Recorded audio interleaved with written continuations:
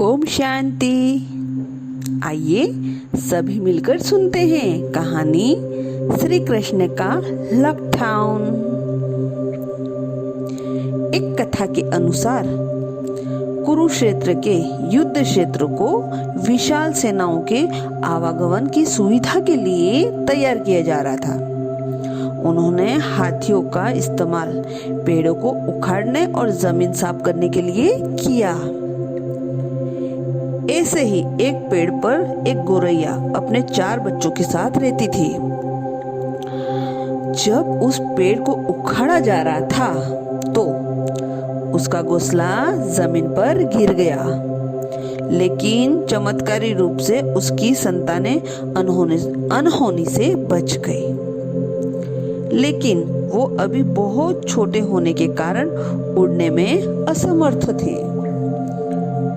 कमजोर और भयभीत गोरैया मदद के लिए इधर उधर देख रही थी। तभी उसने कृष्ण को अर्जुन के साथ वहां आते देखा। वे युद्ध के मैदान की जांच करने और युद्ध की शुरुआत से पहले जीतने की रणनीति तैयार करने के लिए गए थे। उसने कृष्ण के रथ तक पहुंचने के लिए अपने छोटे पंख फड़फड़ाए और किसी प्रकार श्री कृष्ण के पास पहुंची। हे कृष्ण, कृपया मेरे बच्चों को बचाइए, क्योंकि लड़ाई शुरू होने पर कल उन्हें कुचल दिया जाएगा। सर्वव्यापी भगवान बोले, मैं तुम्हारी बात सुन रहा हूँ, लेकिन मैं प्रकृति के कानून में हस्तक्षेप नहीं कर सकता। गोरैया ने कहा, हे भगवान, मैं जानती हूँ कि आप मेरे उद्धार करता है। मैं अपने बच्चों के भाग्य को आपके हाथों सौंपती हूँ। अब यह आपके ऊपर है कि आप उन्हें मारते हैं या बचाते हैं।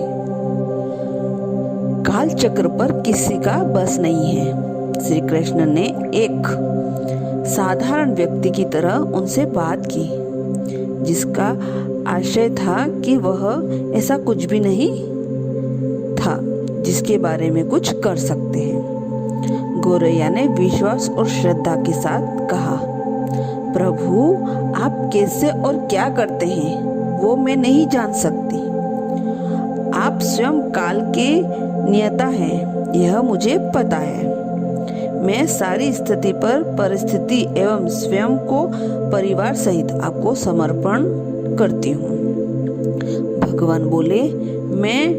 भगवान बोले, अपने घोंसले में 3 सप्ताह के लिए भोजन का संग्रह करो। गोरैया और श्री कृष्ण के संवाद से अनभिज्ञ अर्जुन गोरैया को दूर करने की कोशिश करते हैं। गोरैया ने अपने पंखों को कुछ मिनटों के लिए फुलाया और फिर अपने घोंसले में चली गई।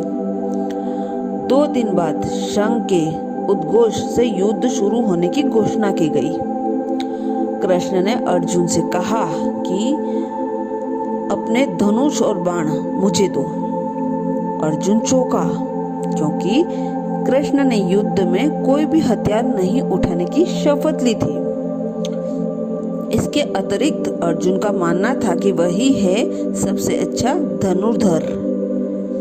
मुझे आज्ञा दें भगवान, अर्जुन ने दृढ़ विश्वास के साथ कहा। मेरे तीरों के लिए कुछ भी अनभिज्ञ नहीं है।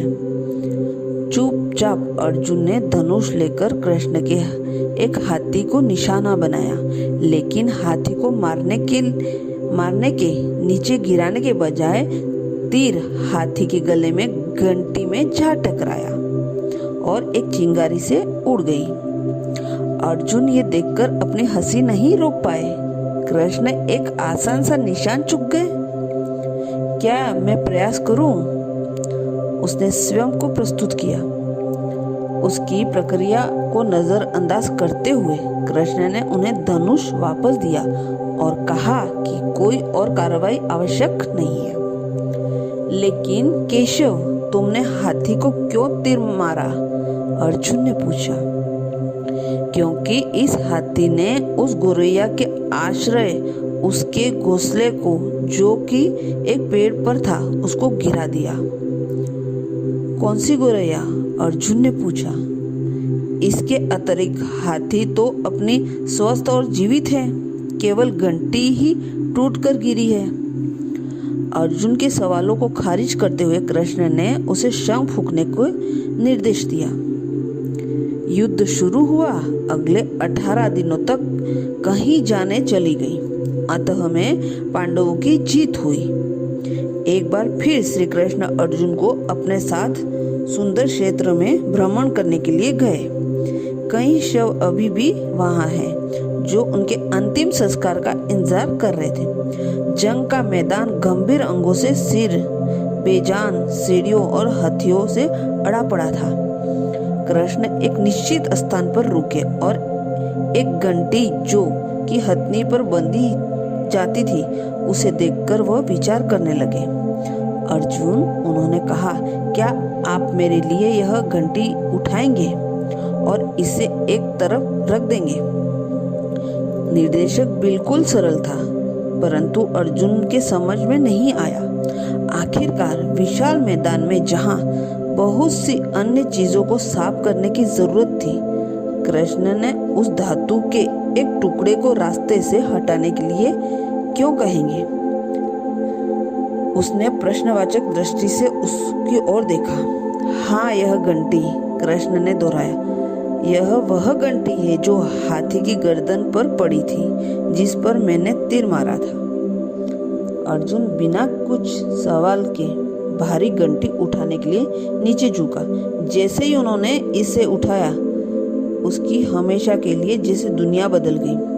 1 2 3 4 और 5 4 युवा पक्षियों और उसके बाद एक गोरैया एक घंटी के नीचे से निकले। 12 निकले। माँ और छोटे पक्षी कृष्ण के इर्द गिर्द मंडराने लगे एवं बड़े आनंद से उनकी परिक्रमा करने लगे। 18 दिन पहले काटी हुई एक घंटी ने पूरे परिवार की रक्षा की। मुझे क्षमा करें हे कृष्ण।